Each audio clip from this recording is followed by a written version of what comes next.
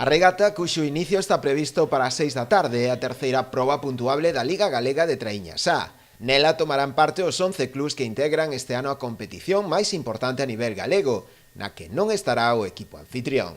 Ares parte como favorito, aínda que non se poden descartar a ningunha das 5 embarcacións que comandan a clasificación xeral, polo que se prevé unha regata moi igualada. É a terceira cita da Liga, que empezou o fin de semana pasado.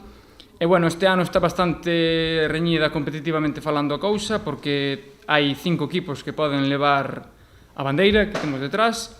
E, bueno, é unha regata bastante amena de ver, son 6 largos, vemos os barcos pasar máis a menudo. Resaltar o tremendo esforzo que fai o Club Remo Puebla organizando esta bandeira, entregando premios. Estou seguro de que a 14ª bandeira Concello da Pobra non será ni moito menos a última. O Club Remo Puebla é un dos históricos, un dos clubs máis históricos da nosa competición.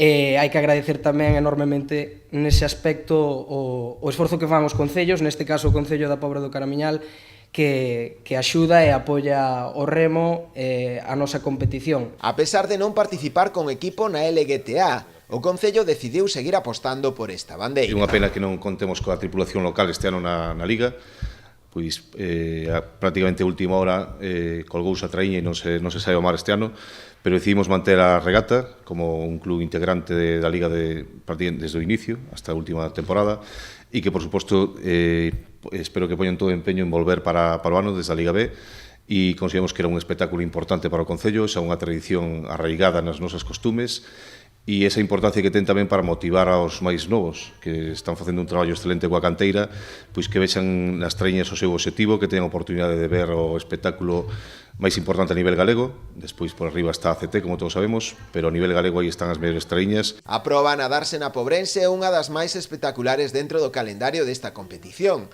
a 6 longos en vez dos 4 tradicionais. Nela repartiránse uns 9.000 euros en premios.